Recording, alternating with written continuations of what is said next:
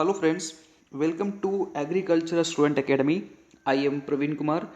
तो previous lecture में हम लोगों ने इंट्रोडक्शन लेक्चर देखा था, जहाँ पे हम लोगों ने बातें की थी कि सेल डिवाइड क्यों करता है, इसके एडवांटेज क्या हैं, ठीक है। और हम लोगों ने थोड़ा बहुत मियोसिस और माइटोसिस के ऊपर बातें की थी।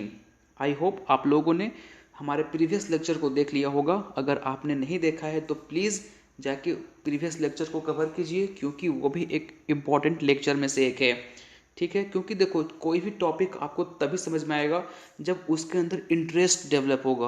और जब आप फर्स्ट लेक्चर देखोगे ना, तो आपके अंदर इंटरेस्ट डेवलप हो जाएगा कि सेल डिवीज़न हम लोग करवाते क्यों हैं, क्यों सेल डिवीज़न होता है हमारे नेचर में, ठीक है ना। तो one of the most important lecture है पहला लेक्चर। तो चलिए हम लोग आगे मूव ऑन करते हैं, और हम लोग पहले माइटोसिस को अच्छे तरीके से समझेंगे, देन हम लोग मियोसिस को अच्छे तरीके से समझेंगे, ठीक है ना। तो चलिए हम लोग माइटोसिस को कंटिन्यू करते हैं। सबसे पहले तो हम बेसिक बातें करेंगे, जो कि प्रीवियस लेक्चर में हम लोगों ने किया था। देखिए माइटोसिस में क्या होता है, ये होती है मदर सेल, और इस मदर सेल में यदि होता है माइटोसिस, मेरी बात ध्यान से सुनिए, अगर मदर सेल में होता है माइटोसिस तो कितने डॉटर सेल बनेंगे? दो डॉटर सेल बनेंगे। ये मैंने आपको प्रीवियस लेक्चर में बताया हुआ है, ठीक है। दो डॉटर सेल बनेंगे। और अगर इसी मदर सेल में होता है मियोसिस तो चार डॉटर सेल बनेंगे, ठीक है। तो ये दोनों डिफरेंस आपको याद रखना है कि अगर मदर सेल में माइटोसिस होता है तो दो डॉटर सेल बनेंगे, और अगर इसी मदर सेल में मियोसिस करवा दें तो चार डॉटर सेल बनेंगे, ठीक है। क्लियर हुआ?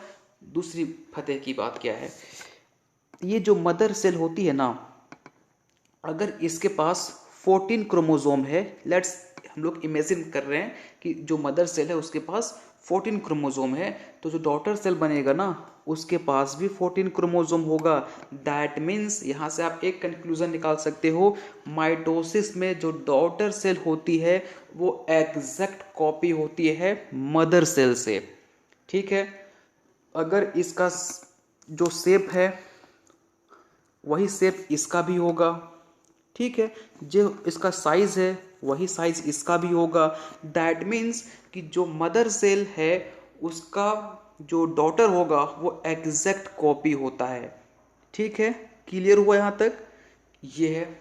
और अगर इसी मदर सेल में अगर हम मियोसिस करवा दें तो चार डॉटर सेल बनेंगे, और चार जो बनेंगे डॉटर सेल वो अपने मदर सेल से भी अलग होते हैं और आपस में एक दूसरे से भी अलग होते हैं। ये बात हमने आपको प्रीवियस लेक्चर में बताया हुआ है, हमने थोड़ा सा रिकॉल करवा दिया, ठीक है। चलिए अब देखते हैं हम लोग माइटोसिस का इम्पॉर्टेंट पॉइंट, जहाँ से क्वेश्चन पूछे जाते हैं। सबसे पहला तो क्वेश्चन पूछता है भाई, माइटोसिस टर्म किसने दिया था? याद रखना, फ्लेमिंग नाम के एक वैज्ञानिक ने माइटोसिस टर्म को दिया था, ठीक है। मैंने आपको जस्ट अभी बताया कि माइटोसिस में जो डॉटर सेल बनती है वो अपने मदर सेल से एग्जैक्ट कॉपी होती है, शेप में, साइज में एंड क्रोमोजोम में, ठीक है। माइटोसिस को हम लोग इक्वेशनल डिवीजन बोलते हैं या होमोटाइपिक डिवीजन बोलते हैं। क्यों क्यों इसको हम इक्वेशनल डिवीजन बोल रहे हैं? अरे भाई देखो, वर्ड में ही सब कुछ छुपा हुआ है। इक्वेशनल कहीं ना कहीं लग रहा है आपको कि इक्वल से बना हुआ है, होमो मतलब एक समान। दैट मीन्स कि जो डॉटर सेल होती है वो अपने मदर सेल से एग्जैक्ट कॉपी होती है। दैट्स इसलिए हम लोग इसको क्या बोलते हैं भाई, इक्वेशनल डिवीजन या homotypic division. As it clear? आगे मूव ऑन करें। चलिए नेक्स्ट हम बात करते हैं, इसको हम लोग एक और नाम से जानते हैं, सोमेटिक सेल डिवीजन। क्यों? देखो मैंने आपको प्रीवियस लेक्चर में बताया था सेल दो तरीके के होते हैं, somatic cell and reproductive cell. Somatic cell कहाँ पाया जाता है? ऐसे एरिया में जहाँ पे ग्रोथ की प्रक्रिया चल रही होती है। जैसे अगर हम प्लांट में बात करें तो आपकी रूट, स्टेम, लीफ, यहाँ पे पाया जाता है सोमेटिक सेल। और जो आपका रिप्रोडक्टिव सेल है वो पाया जाता है आपके फ्लावर के एंथर और कहाँ पे, ओवरी में, जो कि रिप्रोडक्टिव पार्ट है हमारे फ्लावर का, ठीक है ना। तो ये जो माइटोसिस है वो एक्चुअली होता कहाँ पे है? आपके ग्रोथ वाले पोर्शन में, that is called somatic cell division. आया? क्लियर हुआ यहाँ तक? चलिए अब हम देखते हैं माइटोसिस का फंक्शन क्या है। माइटोसिस का पहला जो फंक्शन है ग्रोथ। देखिए बचपन में हम क्या होते हैं, छोटे होते हैं, फिर हम लोग जैसे जैसे एज होता है वैसे वैसे हम लोग की लंबाई बढ़ने लगती है। आज हम लोग इतने लंबे हो गए, क्यों? Just because of mitosis.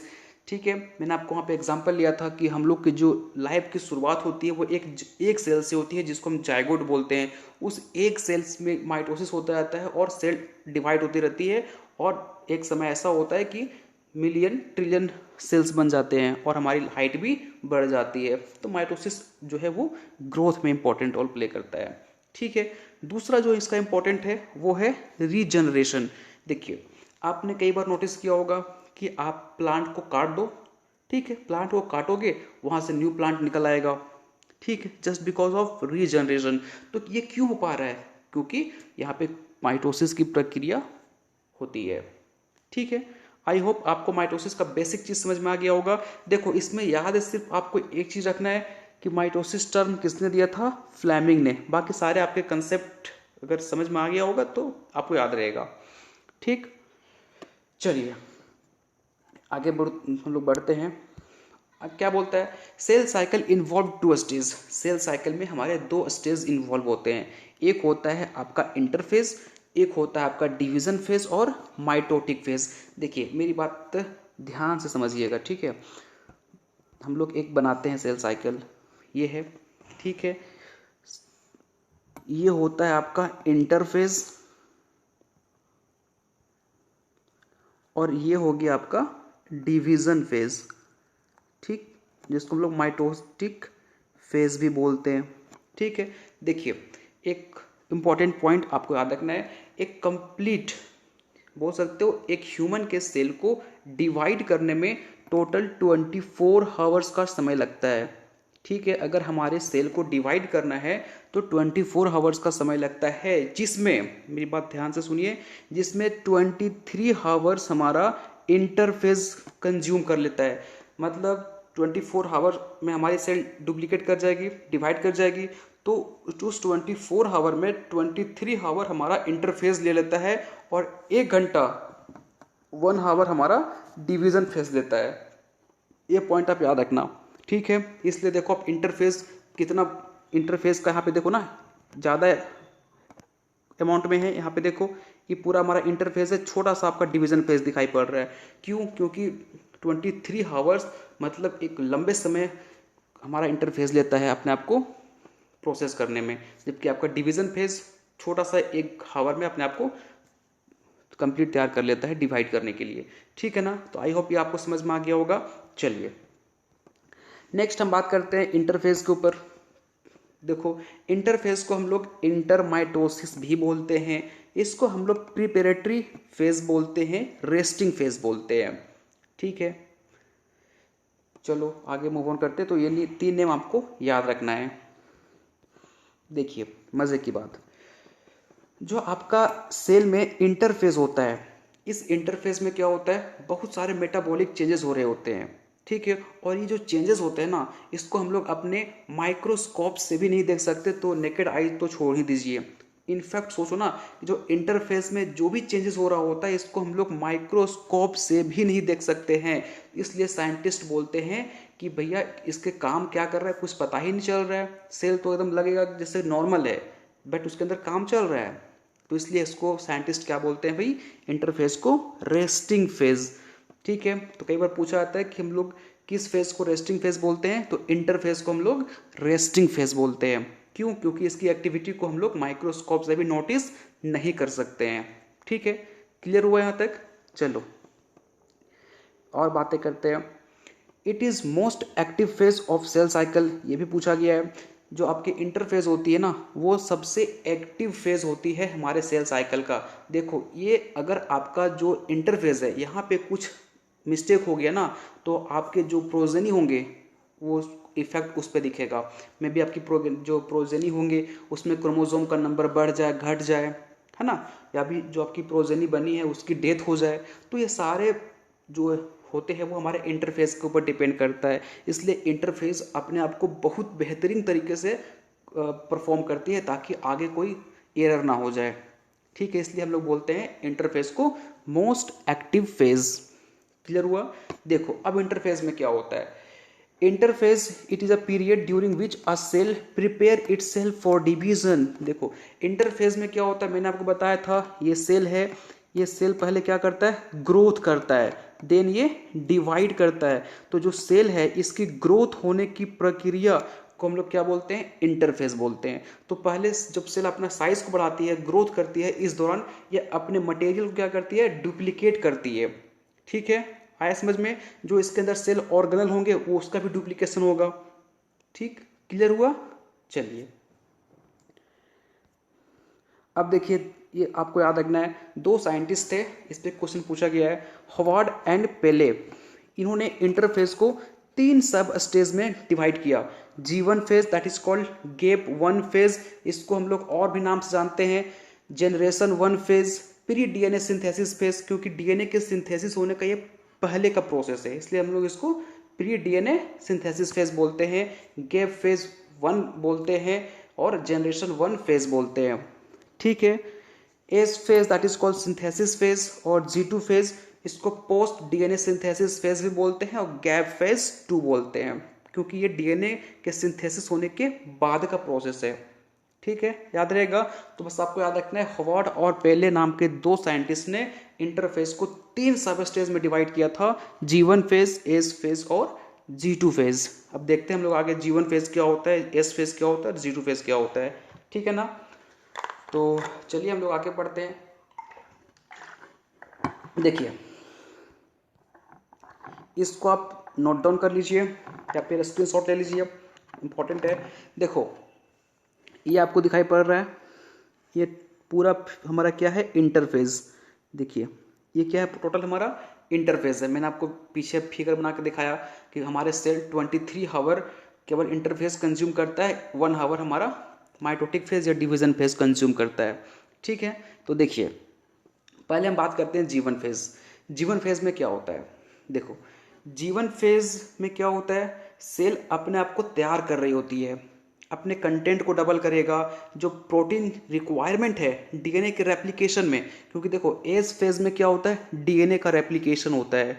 ठीक है, अब इस रेप्लिकेशन को होने के लिए जो भी मटेरियल चाहिए, जैसे होता है ना कि अगर हमारे घर में कोई फंक्शन है तो उस फंक्शन के लिए हमको जो भी मटेरियल होता है, जो भी तैयारियां करनी होती है, उसकी पहले हम लोग तैयारी करते हैं। जस्ट उसी तरह यहाँ पे क्या होता है, सपोज कि एज फेज एक फंक्शन है, तो उस फंक्शंस को करने के लिए गेप 1 फेज क्या करता है, अपनी मटेरियल को तैयार करता है। जैसे कि यहाँ पे आपका जो माइटोकॉन्ड्रिया, जो आपका लाइसोसोम हो गया, गोल्जी कॉम्प्लेक्स हो गया, वैक्यूल हो गया, इंडोप्लाज्मिक रेटिकुलम हो गया, ये सब अपने क्या करेंगे, नंबर को बढ़ाएंगे।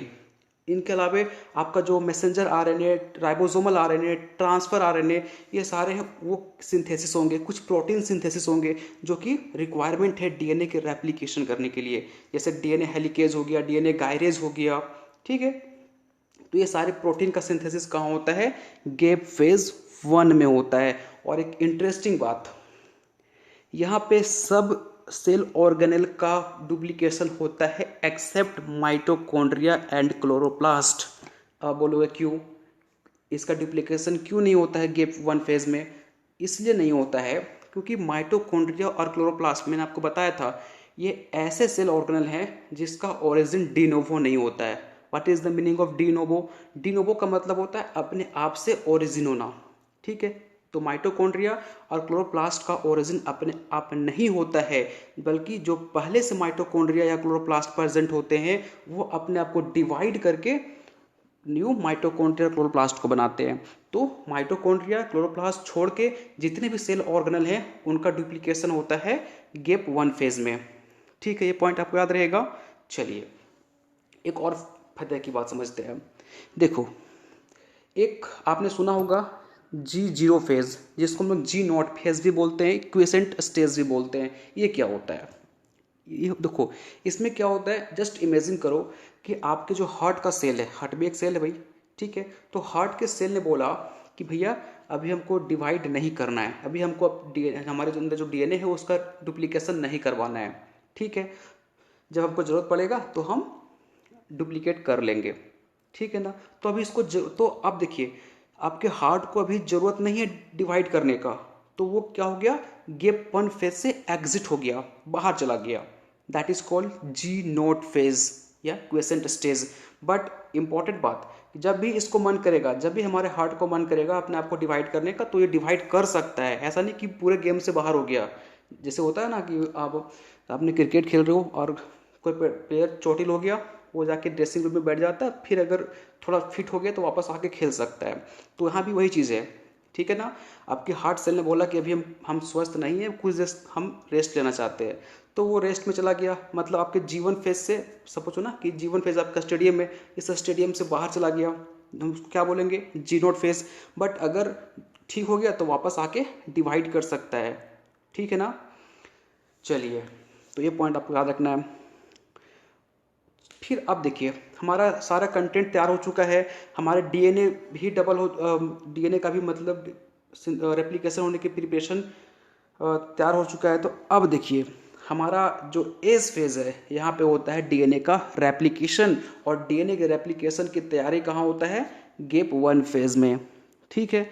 तो आपका रखना है, पूछा गया है डीएनए का रेप्लिकेशन एज फेज में होता है। अब देखिए G2 फेज क्या होता है। G2 फेज को हम जस्ट ऐसे समझते हैं कि हमारा एक जब एग्ज़ाम होता है तो एग्ज़ाम से पहले हम लोग क्या करते हैं, सारे चीज़ को अच्छे तरीके से रिवाइज करते हैं, कहीं कुछ छूट ना गया हो। तो इसी तरीके से माइटोस्टिक में जाने से पहले G2 फेज एक बार रिवाइज कर लेता है कि सारे चीज़ तो ठीक हो गया ना। क्योंकि अगर यहाँ पे कुछ भी गलती हो गया, मैंने बताया था आपको, इंटरफेज को हम लोग मोस्ट एक्टिव फेज बोलते हैं। क्यों? क्योंकि यहाँ कोई भी गलती हो गया तो इसका इफेक्ट हमको अपने प्रोजेनी पे देखने को मिलेगा, ठीक है। तो G2 फेज एक बार रिवाइज कर लेती है, कहीं कुछ छूट ना गया हो, ऐसा कोई है नहीं ना जो उसका सिंथेसिस नहीं हुआ, तो G2 फेज ये चीज़ रिवाइज कर लेती है, ठीक है। तो अगर कोई प्रोटीन नहीं बना हो तो यहाँ पे G2 फेज में बनता है। और एक इंटरेस्टिंग बात, जो माइटोकॉन्ड्रिया और क्लोरोप्लास्ट G1 फेज में अपने आप को डुप्लीकेट नहीं कर पाए थे, तो आप याद रखिएगा माइटोकॉन्ड्रिया और क्लोरोप्लास्ट का डुप्लीकेशन G2 फेज में होता है। पूछा गया है माइटोकॉन्ड्रिया और क्लोरोप्लास्ट का डुप्लीकेशन कहाँ होता है, G2 फेज में होता है, ठीक। और एक और पॉइंट आपको याद रखना है, एक होता है R point, that is called restriction point. ये क्या होता है, ये भी पूछा गया है। देखो, R पॉइंट क्या होता है, एक रेस्ट्रिक्शन पॉइंट होता है। जैसे जैसे मान लो ना कि एक लेवल रखा है, जैसे आप में एग्जाम में क्या होता है, एक लेवल रखा जाता है कि इसके ऊपर नंबर आए तो पास, इसके नीचे आए तो फेल। इसी तरीके से R एक रेस्ट्रिक्शन पॉइंट है। अगर कोई सेल इस R को क्रॉस कर जाता है, दैट मीन्स वो तैयार है अपने आप को डुप्लीकेट करने के लिए, ठीक है, अपने आप को डिवाइड करने के लिए। बट अगर वो कोई भी सेल इस R पॉइंट को क्रॉस नहीं कर पाता है, दैट मीन्स वो अभी तैयार नहीं है अपने आप को डिवाइड करने के लिए, और वो तैयार नहीं है, दैट मीन्स वो चला जाएगा आपका G नोट फेज में, क्विसेंट स्टेज में। तो आया समझ में R पॉइंट क्या है, ठीक। अब देखिए, अब G2 फेज ने क्या किया, अपने आप को पूरा रिवाइज कर लिया, कहीं कुछ छूटा नहीं है, अब सब कुछ ठीक है। तो अब ये कहाँ पहुँच जाता है आपका माइटोटिक फेज में, जिसको हम लोग माइटोसिस फेज बोलते हैं, डिवीजन फेज बोलते हैं। यहाँ से आपका स्टार्ट होता है प्रोफेज, मेटाफेज, एनाफेज, टेलोफेज, ठीक है। तो आई होप आपको पूरा कहानी समझ में आ गया होगा। मैं फटाफट रिकॉल करवा देता हूँ।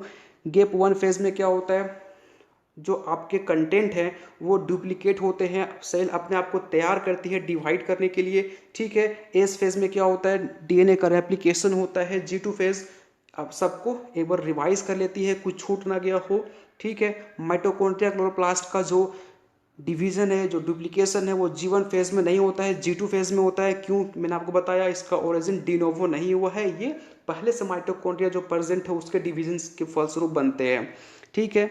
आया समझ में?